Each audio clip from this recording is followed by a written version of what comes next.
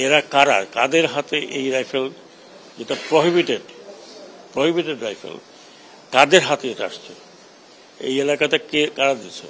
এখানে শটগানও আছে। এখানে আমি যে কজনের দেখলাম, আমাদের ডাক্তার সাহেব যেগুলো দেখালেন, এগুলো পুরো বুলেট 7.62।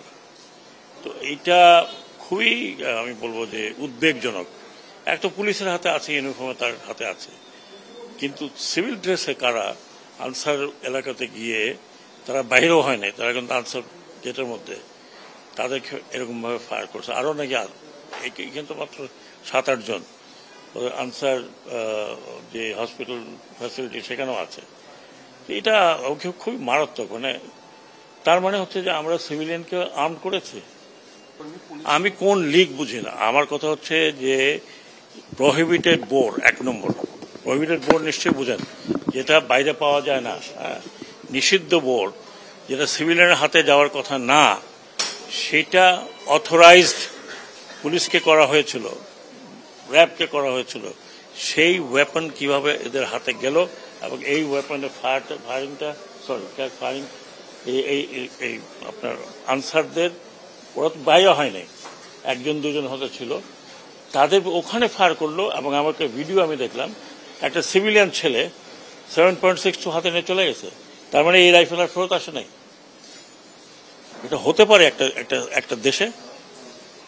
কেমন কথা? এক ধরনের কি বলবো, আমি এই ধরনের স্বৈরাচার ব্যবস্থা দেখি নাই।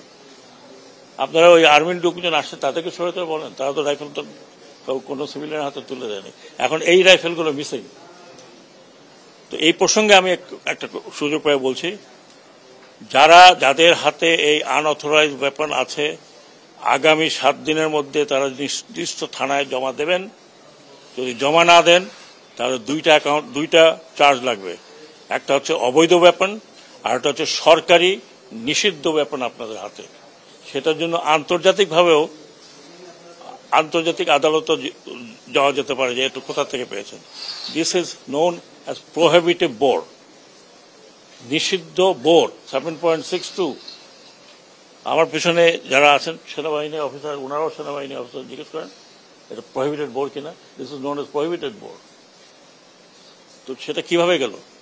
এখানে আনসারদের যা দেখলাম, যা আমি ছবি দেখলাম, তাতে বেশিরভাগই হচ্ছে ইয়াং ছেলে, সিভিল ড্রেস পরা। হু আর দিস পিপল?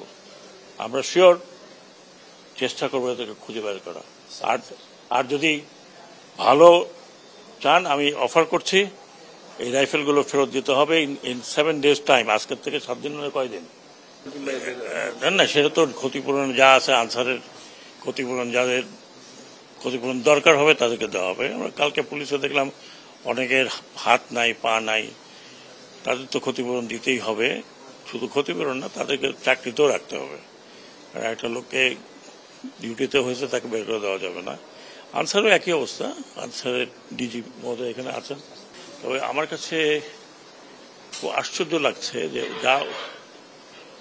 যা বক্তব্য শুনলাম, সে বক্তব্যতে মনে হচ্ছে পুলিশের ফায়ারিং এ কম লাগছে এদের সিভিলিয়ান ড্রেসে হাতে 7.62। আপনারা নিজেই দেখছেন 7.62 মানে 7.62 রাইফেল।